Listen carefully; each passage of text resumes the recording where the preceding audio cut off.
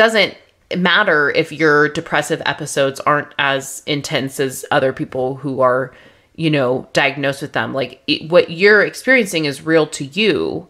And that's important because you matter and your mental health matters.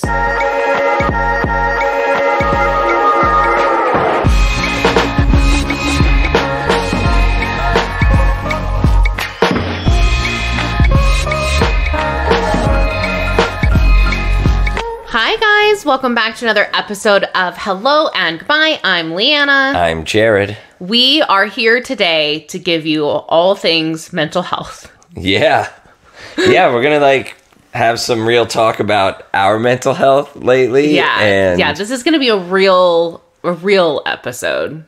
Okay, like a real. Like a real. But before we get into talk about our mental health, we do have an amazing sponsor, BetterHelp. BetterHelp is customized online therapy that allows you to do therapy with video chat, phone chat. You can even do live chat sessions, and it does make therapy more affordable than in person, and it's for everyone. And you can customize it with a questionnaire at the beginning that helps you find the therapist that you want. So if you want 10% off of your first month of BetterHelp, you're going to go to betterhelp.com/hellogoodbye. So BetterHelp, BETTER, help, HELP.com/hellogoodbye to get 10% off your first month of therapy. Yeah. Which we both support completely. Everyone be in therapy. Yes. And then we have VFresh. VFresh is an amazing sponsor that helps women get back their vaginal health, and it's in a very empowering way. It's interesting. I am going to talk on this for a second. I had some backlash on Instagram this past week. I had done an ad for VFresh, and she was saying, how can you put women at risk advertising boric acid suppositories when it's not ever been clinically, no doctors recommend it or whatever. And here's what I'm going to say that. First of all, I first heard about boric acid suppositories from my OBGYN, to which my nurse practitioner was like, yes, you should try these. So they are known in the medical community. Of course, I'm sure that it's not widely everyone's yes, boric acid suppositories, but it's also not widely everyone's yes, get a diflucan every time you have a yeast infection, because the problem with the medical field is they throw medicine at you over and over and over and over. And then what happens is, for those of us who experience chronic infections or pain or whatever, then the pH is constantly unbalanced because you're going back and forth from diflucan to antibiotics and so on and so on. And sometimes the medical field doesn't know how, they just don't help. And when you've been in this thing, in this journey for a long time, and I've found other women who have experienced the same things, and you go to different support groups and you look up different things, there are other natural and holistic ways to work with vaginal infections. And I would never, ever fucking promote anything that we didn't believe in. And with VFresh, I use it weekly. And also with any product that we do promote on the show, do your own research. We are clearly, we're not doctors, right? We're not mental health doctors. We're not physical health doctors, do your own research. But what we are here to tell you is hey, these products are amazing, and we feel comfortable enough to share them on the show. And we just use, do your research, use at your own caution. Yeah. Make your own decision. Yeah. So anyway, if you want 10% off your product with VFresh, which, by the way, have other amazing products other than boric acid suppositories. They have supplements for your urinary tract health, and a vaginal wash that I use on my face. I mean, all of this stuff, guys, is just great products. So you're going to go to vfresh.com and use code HELLO2022. So VEEFresh.com, HELLO2022 at checkout. If you are nervous about boric acid suppositories, all I can say is that I and most of the women in my life that have dealt with this have used these, and it works in an incredible way. So do your own research, feel comfortable about it, but I promise you that it is something that has helped so many women out. So anyway, there's my rant on that. Hey, your skin looks fantastic, by the way. I know. It really does. I use that wash night and day. I use vagina wash on my face. It whatever it is, it's working. Botox, vagina wash. And Retin-A. Retin-A is a big one. That's funny. And then Patreon. We've got some cool stuff up on the Patreon. Patreon.com/Hello and Go By Podcast. You can pledge on there. Okay, let's talk about this for a second. So we do have some things coming up that are going to be an addition to our regular show. Yeah. So I don't want to speak on it yet. Okay. But it is coming soon. It's in the making, and it's something I'm really excited about and really proud of. And I hope that you will love it. Because if you don't, I guess, we'll just do the best we can. Yeah, there'll be some new stuff dropping on the feed. Correct. And it's something new that we're trying out. So I think it's cool. Yeah, and it's gonna transfer over into the Patreon as well. So if you don't pledge, make sure to pledge, because there's gonna be some really cool video content that's gonna go up on the Patreon. Yes. So yeah. Patreon.com/Hello and Goodbye Podcast allows you to support the show directly. Couple bucks a month. Helps us keep the show going. You can become a Patreon and get access to merch discounts and lots of other cool stuff. Yeah. And then subscribe, rate, review on Apple Podcasts. You can follow and follow and rate on Spotify now. Mm-hmm. What do you like? Great. No, I'm smiling about we're now when we're about to transition into what we're talking about. Oh, about how we both are depressed. I was thinking, how when the president gives the State of the Union address. And he's the state, it always starts out with the State of the Union is strong. And we're both the State of the Union is not good.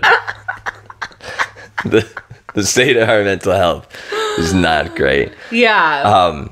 So I was, I realized talking to my therapist this Wednesday, that I think I'm struggling with a good bit of depression lately. And it's weird for me to say that. I have never really, I don't think I don't say that term lightly. And I don't think I've really ever sort of said that before. But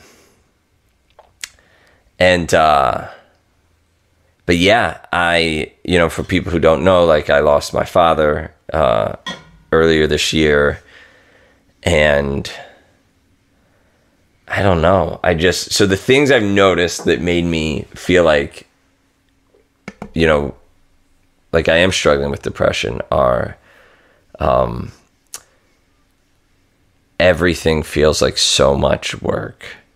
It's a real struggle to get myself out of bed and to work and to just make it through the day. And then it feels like the weekend comes and I'm oh, I have to do laundry and I have to get groceries and and so I don't know how much of it is also just burnout from working real hard. And I was teaching a class at nighttime. And so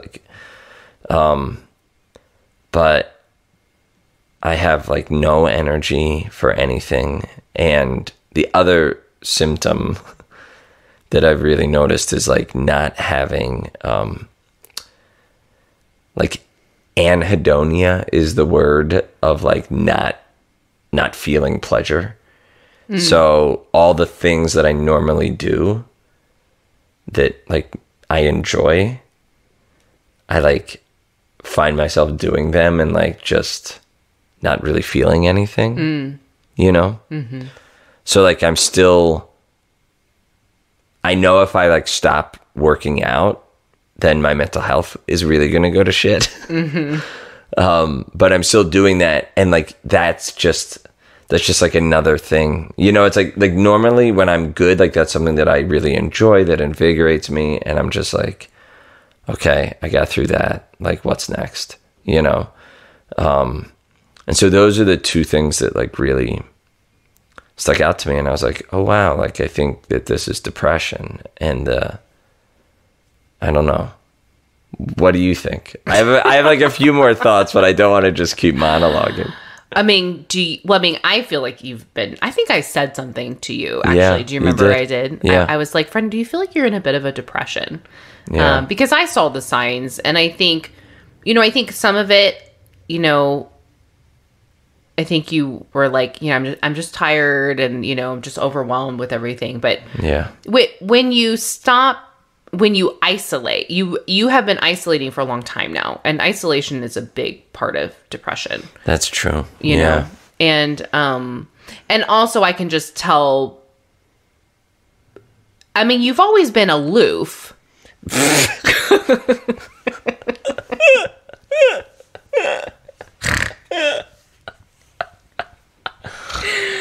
But I can tell that it's different this time around. Did I feel more like disconnected? Yeah, but disconnected in like a you do not have space for anything or anyone. Yeah.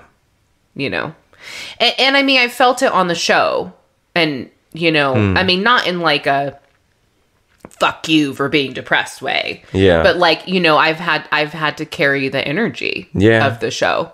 And for a while now, I think, I don't know, I think it changed. I think we were on a pretty big high after This Is My Story.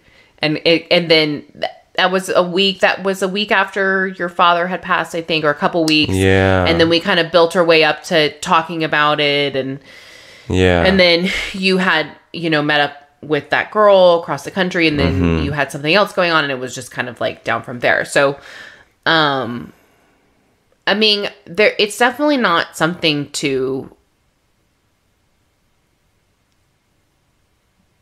I mean, I think the recognition of it is important. The recognition. Yeah. I mean, I will say like that was a big, just sort of realizing that and naming it, like already felt like there was some relief in that of like, oh, this is what's happening. And kind of like, okay, now I like even having that awareness, like really in myself. Now I'm like, okay, like, so this is what's happening, and I'm going to, try to do the things I can do to take care of myself, and also try to like give myself grace and ask for grace from the people in my life, which, I think everyone's been really great. But yeah, I mean, and it's interesting because talking to my therapist, there were a couple of things he said that I think are really true. So I think in a lot of ways, I think I've always maybe had some like depressive symptoms or like side to me, like tendencies, but I've always sort of like numbed those and masked those in like overworking and in drinking and in like dating, so, and like just kind of constantly like keeping myself busy and like sort of like, like taking in all the stimuli and stuff like that.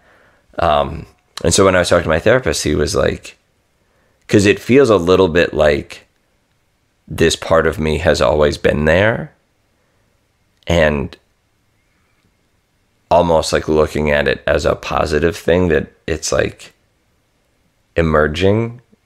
And my therapist used the term congruence, that like, oh, because he said, I think a part of you has always been like this on the inside, but your outside life has never looked like this. And now they're sort of like looking more similar, which is kind of like a sign of progress. So maybe like that is hopeful. I don't know. Does that make any sense? Yeah. I mean, well, you said something, a little, when you had been talking with that girl about how you went into like, you go into like a manic, how you guys, do you feel like there's a mood disorder there? Like, because if you had truly been in like a manic, like let's say bipolar disorder, speaking as someone who has bipolar disorder, then you could be in a depressive episode following a manic stage. Do you think that there's something there? I'm just curious why, like, was it your therapist that said manic? No, I mean, I think, so you can use like the term mania, right, in a lot of different ways, right? And like, there's a sort of DSM diagnosis, right? And then there's just like the word to describe what's happening. And so I'm not even diagnosing myself with any kind of like, major depressive disorder or anything like that. And which is why it's also weird for me to even talk about this, because I know what I am dealing with is incredibly mild compared to what so many people deal with, right? And I don't want it to come off like I'm trying to make this more than it is, you know what I'm saying? Or be sort of like self-pitying, or like, I don't know. But yeah, like when I had that thing with that woman, I mean, I think it was because I was in a place where I was like not feeling good. I was not healthy. And I think I kind of grabbed onto this possibility of like, wow, this person who was really interesting and exciting, and this infatuation and stuff like that. And,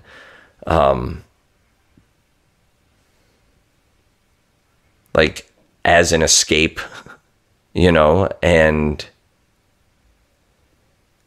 so when I say that what I learned from that is like how much it feels manic, is kind of like how much I'm sort of like disconnected from myself. But I mean, I don't think, I'm definitely not like diagnosing myself with like a mood disorder or anything like that. But. No, I mean, I wasn't saying, are you going to diagnose yourself right now? But I mean, it would be interesting to like, talk with a psychiatrist and just, not saying that you have a mood disorder, not trying to diagnose anyone right now or anything. Please don't hold us accountable for that. But just saying, like, I know for me, like what you have gone through in the last few months look a lot very similar to my life.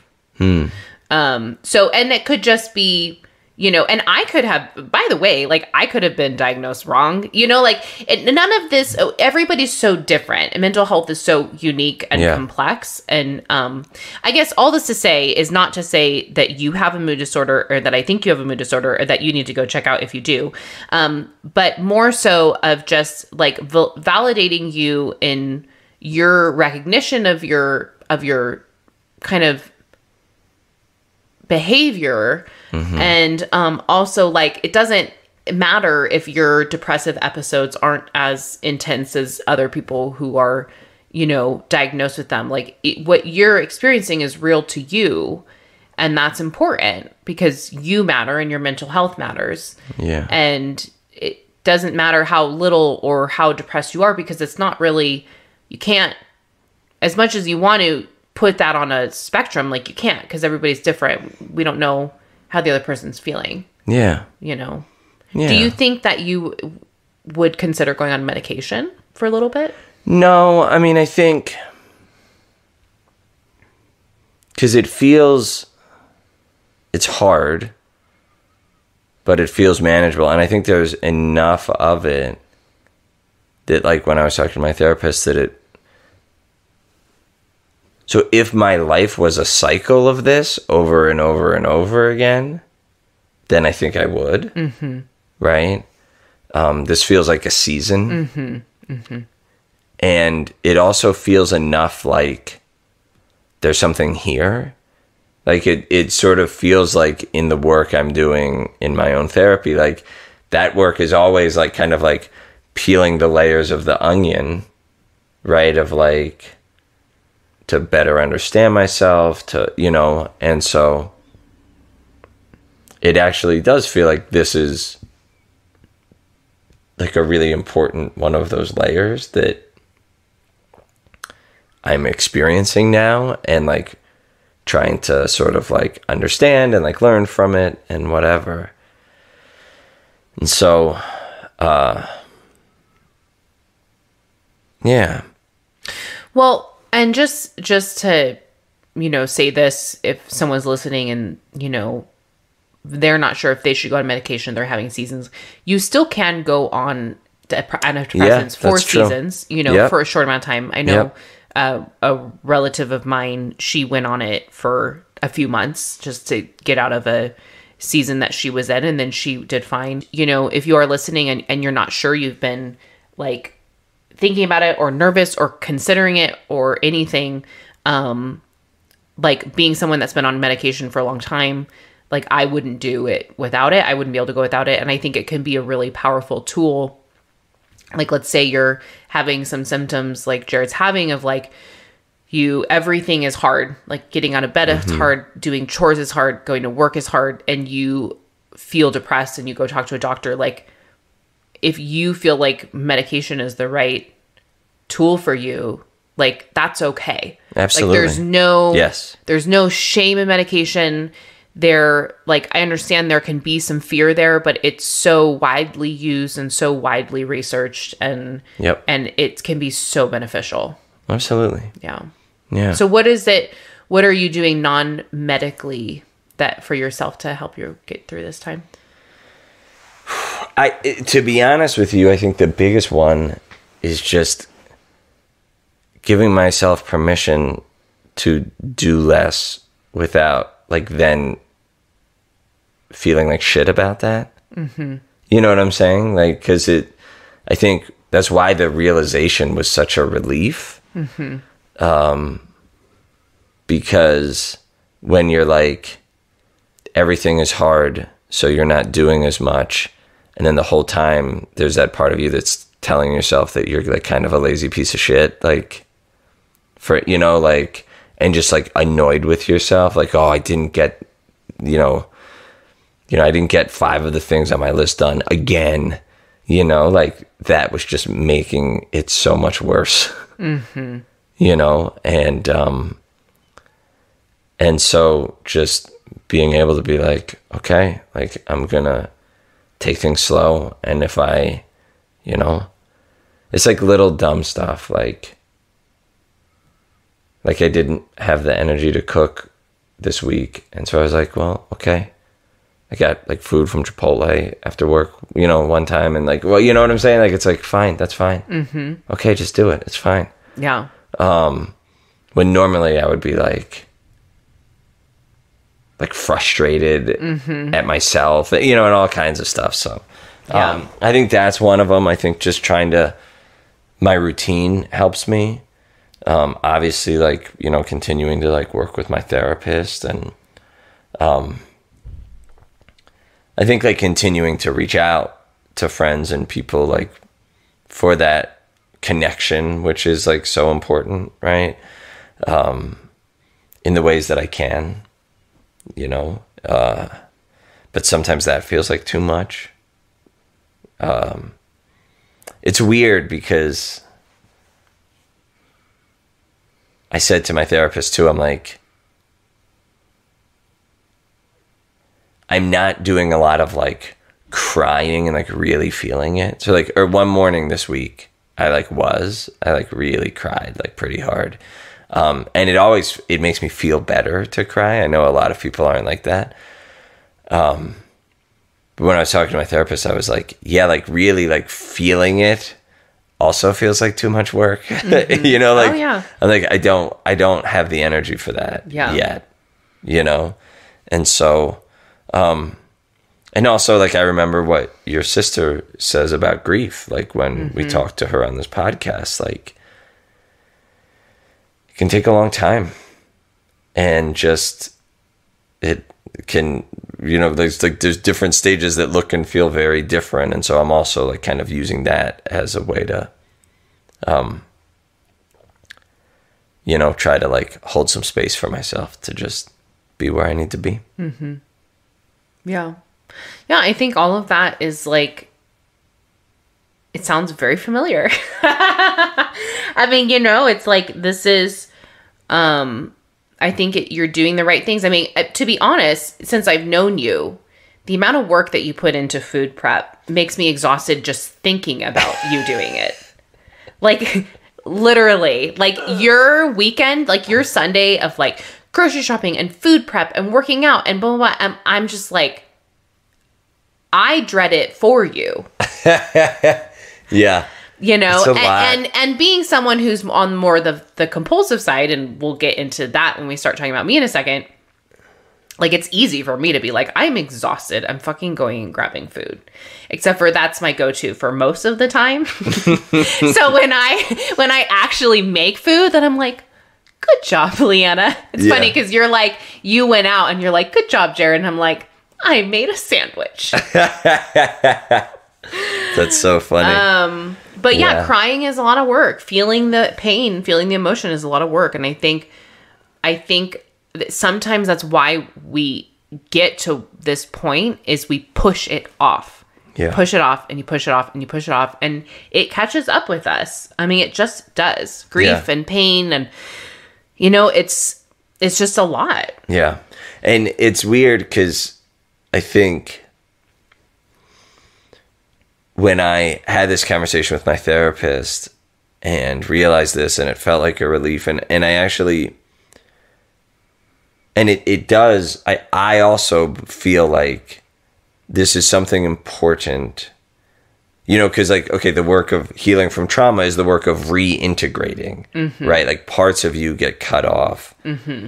And it feels like something like that is happening, and I feel grateful for that. Now that can be some like real toxic positivity shit. Like if someone in your life says they're depressed, you shouldn't tell them like, wow, well maybe there's an important lesson here and maybe you should really feel grateful for that. But like I am like feeling a little bit of that myself. And so like that's the thing. And like mindfulness and the type of meditation I do is like you try to hold this stance of like curiosity, of not judging or pushing away or avoiding or whatever when unpleasant things come up, to be like, oh, hey, look at this. And so trying to like be in that place has been helping. But anyways, what's happening with you? Well, last night I went to your comedy sketch. That's true. That was the other thing. So that was a big thing that made me realize like the like lack of pleasure. Mm-hmm. So I agreed to, I had been doing this like little improv group thing here in the town where we live, and I agreed to like sort of perform in this like little sketch show that we did 2 shows last night, and it was fun. I mean, I love improv, I love comedy, I love doing stuff like that, but it was like I enjoyed it, and it was nice to like be with other people doing something, trying to make people laugh, doing something like silly and joyful like that. But I was aware that I wasn't like feeling as much sort of pleasure, it's just, it felt a little, but I'm really glad I did it. But yeah, you got to see the very like community theater little sketch show. Yeah, it was cute. Yeah. It was really cute. We'll put some pictures on the Patreon. Some of my roles were angry or cheery elf. Cheery elf was cute. I was cheery elf. Yeah. You were the America guy. Oh yeah, I was in a sketch with like there was 3 kind of rednecky guys. America. Let's go, Brandon. Did you guys say that in your? Oh no, we could have thrown that in. Oh, that would have been great. But anyway, yeah, thanks for coming to the show last night. Yeah, I had a lot of fun. I wasn't feeling great. Okay, so we'll get into that. So what's happening with me? So, okay, I'll give a quick health update. So, last week we had talked about I had gone in and got an MRI on my hip. Mm-hmm. And that's when I gave my number to the tech guy. Yeah. And then we had gone on a date. So I have an update for you guys with that. But unfortunately I did see the ortho this week, and I do have a labral tear. Oh. So, in layman's terms, essentially it's just creating instability in the joint. So the joint isn't moving around as well as it should, which is causing hip impingement, which means the bone is sometimes rubbing against the bone, which has caused a cyst on my femoral head. And it's like, it's just this whole thing now. And basically, like, I don't have to get surgery. He said I could live with it for the rest of my life if I wanted to. But I am so young, and the surgery has such high success rate that getting it now would not be a bad thing. Like, I'm a good candidate for the surgery. So I will most likely go through with it. I just, you know, my hesitations are this is be my third major surgery for orthopedic injury. Because I had my shoulder and then my neck and now my hip. But, you know, I haven't been able to do yoga. Like, I fucking cannot do yoga. Yeah. Because my hip hurts. And hiking, my hip hurts. And, you know, I was going hard at the gym and then I hurt my back because it's all connected. And so now I haven't been able to lift weights at the gym. And so now I can't fucking do anything. Yeah. And I'm back at square one, which whenever I feel like my body is not functioning or that I'm in pain, I one of my things is, you know, feeling more depressed because the less you're moving, like you said, like if you stop moving, like if you stop working out, that really affects your mental health. And so I just haven't been working out as much. And when I go to work out, I'm in pain. So I don't want to do it. And so I'm dealing with that. I'm trying to figure out, if I have the surgery, it'll be at the end of July, which then brings up all of this other stuff of like, I make way less money in the summer. I can't afford to take off time. I am finally happy with like how I look and where my body is. And I will most likely lose some of that. And it's like, it's just backpedaling again, like backpedaling. Yeah. So, I've been dealing with that. And then, so I had gone on that date with that guy and I told you guys, you know, I do want to see him again, that he's like a really quality human being. You guys, I just couldn't do it.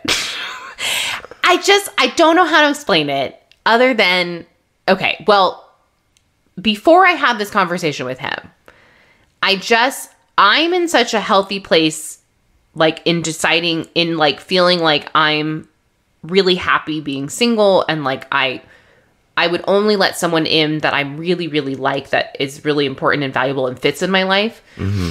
And I felt like he was looking to me for that. Like he was really impressed with how much I had going on and what I did. And everybody always sees me as some shiny box. You know, I have this podcast and I teach piano and I teach yoga and I play pool and I'm like this shiny object that they're like, I want some of that. And then what happens is then they idolize me. And then what happens, like with what happened to the other guys, is then they see the real me, which is like flawed.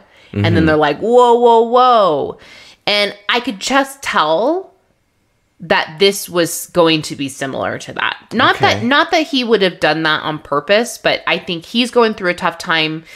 And I could tell that there was a little bit of some anxious attachment in terms of like checking in on me all the time and kind of texting me without really having anything to text about. And he hadn't asked me out again, and I was like kind of confused by it and was kind of annoyed. And like I decided, like, why am I texting him like he's my boyfriend? Like, we've been on one date. Like, I don't want to do that. So I would wait to text him. Like, I'd spread it out and he'd text me like right back.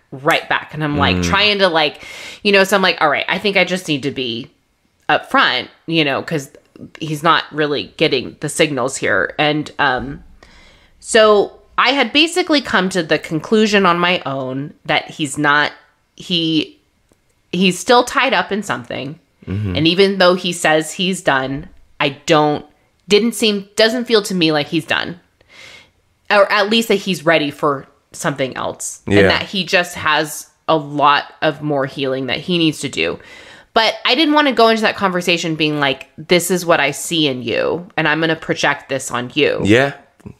So I said, I'm just going to tell you where I'm at, which is that I am really happy with my life, and I'm still hung up on this past guy that I had been seeing casually before you and I went on a date. And I know for me, like when I was going through your situation, it took me a long time. And I said, and I think right now, like I would just appreciate friendship, And he said, well, obviously I'm bummed, but I totally understand. He's like, you just have so much going for you. It's just like really attractive. And he said, I just see your life and everything you have. And he's like, and I just want pieces of it. And he was like, I'm just so ready to be happy again. Oh, that's nice. No. No, it's not, Jared, because he should be happy on his own. Yes. Right? Like but I see what you're saying. Yeah, I'm saying that was a nice compliment to give you, not you should be start seeing this person. Yes. Yeah. Yeah, no, you're right. Yeah. It was a very nice compliment for him. And especially because, past me, I would have eaten all of this up and been like, let's be together. Yes. Yes. I can make you happy. I'll make you happy. I'll fix that. I'll fix you. Yeah. But no, you're right. But new Leanna is like, when he said that, I was like, there's my answer. Well, what I love about this story you're telling is that, okay, so I think when two people go on a first date, somebody says like you're not meeting the person, you're meeting their representative. Yeah. Right, which is a good thing. Like you want to put your best foot forward. You shouldn't go on a first date and be like, here's all my traumas and bad things about me or whatever. Right. But you're also trying to get a sense of like, okay, so this person is meeting the sort of me putting my best foot forward. And you're trying to get a sense of like, can they see and understand like real me also? Mm-hmm. And I think you tapped into your sort of gut intuition that felt like, I don't think that this person is interested in or necessarily like can see and understand this like deeper level of like the real me. Mm-hmm. And then, having that awareness and being solid enough to like listen to it and go, oh, well, if I don't think this person can offer me that, then I'm not interested. Mm-hmm. I think that sounds pretty fucking cool. Yeah. Well, I appreciate it. And I knew like he took it very well. He's a really great guy. I think that he just, he's just not for me. Mm-hmm. At least at this point, and, but when we ended that conversation, I felt relief. That's great. And so I was like, that was the right call. Yeah. And then he texted me good night and I oh no. No, I did not get the message. He texted me a couple of days later and, just did a little bit of a Hail Mary. And I was just like, okay. I said, well, I'm definitely, still hung up on this other person, which is true. So that takes us back into the third equation here. Uh-huh. The Republican guy that I was casually seeing. Yep. That I still really, really, really like. Really? Yeah. And do you think it's because he's like, well, go ahead. I don't know. I think that I like about him what that guy liked about me. Like, I like that his life is full, that he has pool and he does softball and he has really great girlfriends that he helps them out and like is like an uncle, and he like is a big part of his school veterans program and recovery program. He has all these things that he does that he has a really big heart, mm-hmm. and he's not needy. Mm-hmm. He's a really, really kind person. Yeah. And I think there is the aspect too of that he isn't all over me all the time and in kind of like not you know, chasing me down. And so I'm sure there's some of that push pull there for me. Yep. I know that I like him more than he likes me. I do know that. Mm-hmm. We had a conversation this week. I'm just going to be really transparent, you guys. If he wanted to be with me, I would consider being boyfriend girlfriend with him. Wow. I don't think that he's going to be. Yeah. And this is really big for me because this goes against everything that I have said in the past few episodes and like to my friends and family, really. Not because of he's a bad person, but just because our beliefs are very different. Yeah. Not in the social justice side of things, but in the, I believe because he votes for a certain party that then impinges on the social justice beliefs that he says he believes in. Yes. So that's the problem. Yeah. And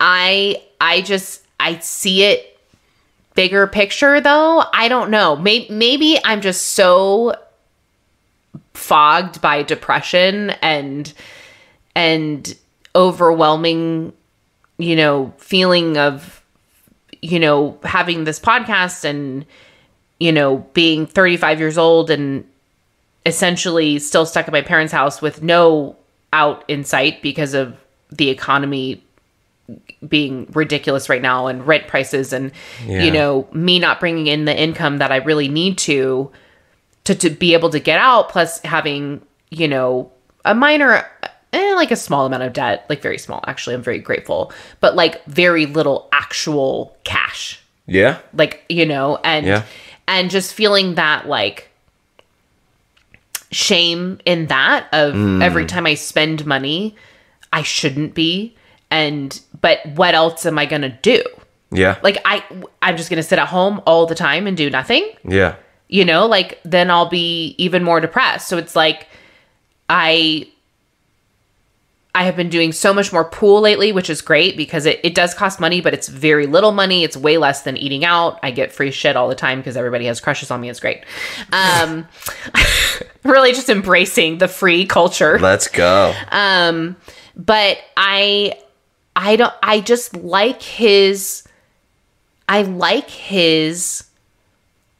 like, doesn't care about what people think.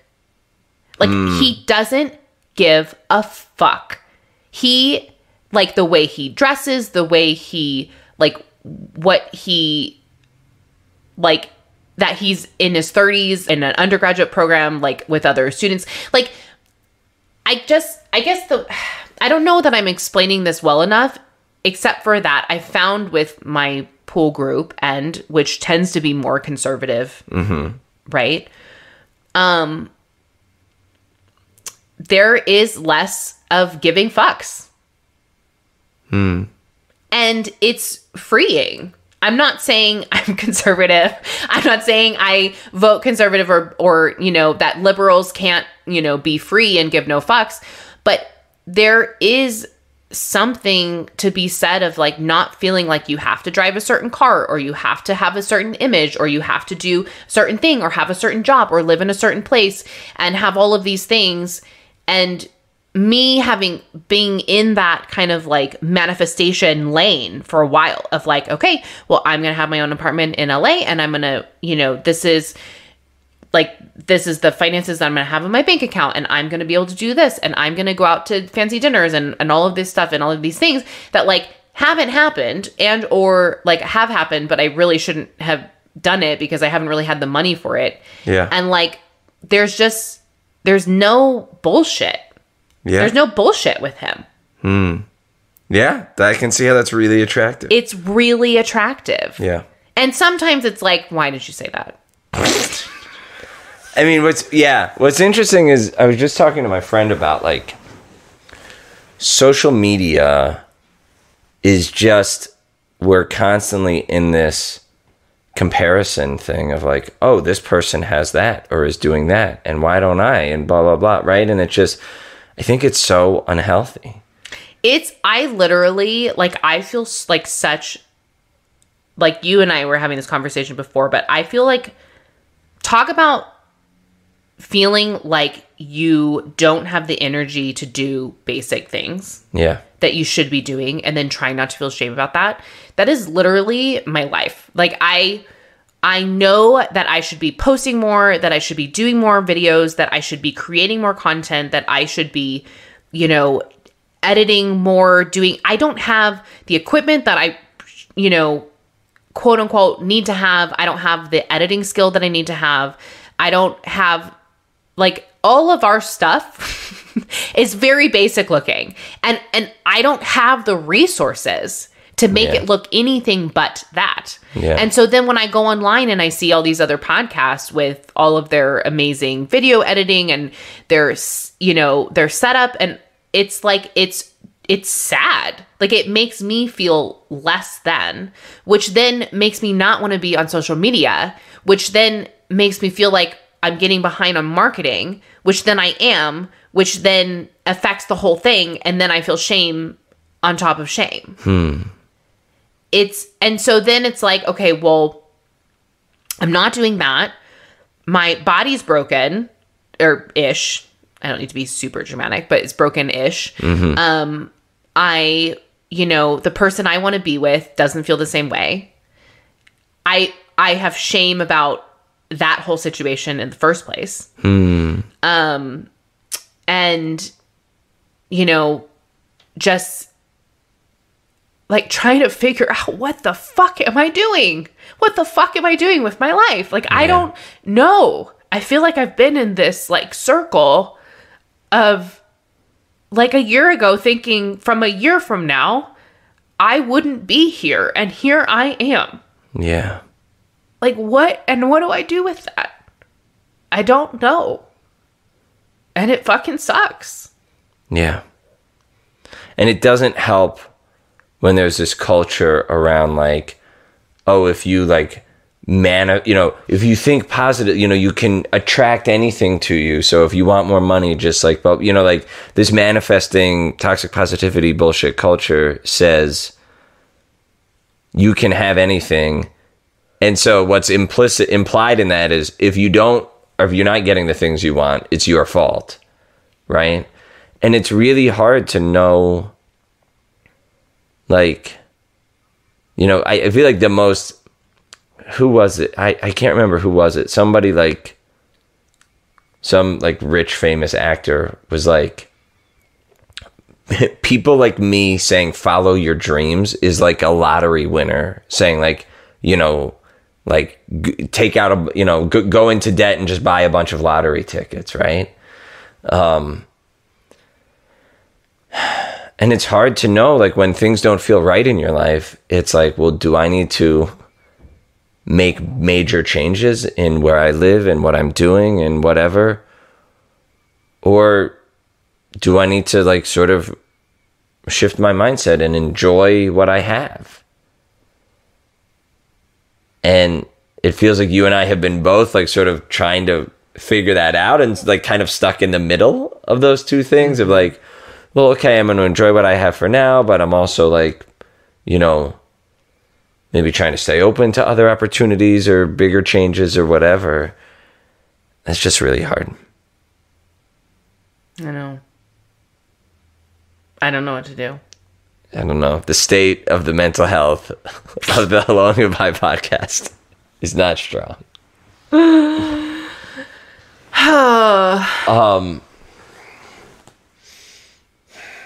I mean, I think that the worst thing that we could do to you guys is like jump on here and pretend that everything is okay when it's not. Yeah. And right now it's just not okay. Yeah. You know, and it's not that it's not okay in that like the ship is sinking. Yeah. But we're definitely have life floaties on. What is it called? Lifesavers? Life vests? Is that what it's called? Life vests. I think so. Yeah. Why does that sound so funny? Because life floaty sounds better. It does. No, you're right. And it feels weird to even like, because I know like probably this episode is like pretty low energy. And also, and like I think you and I are both like in this moment right now, like there's no real like big lesson to like tie this up with to like end the show on, you know? But maybe like I think that's the point, that like sometimes it's just okay to not be okay. Yeah. You know? And feel the feelings that you're feeling. Yeah. And like, I mean, obviously like if you're not okay and you're like thinking about hurting yourself or something like that, like please reach out for help. But like also, I think our culture, the social media bullshit, all the fucking wellness movement, toxic positivity bullshit, like teaches people to like numb and push away and run from any negative emotions.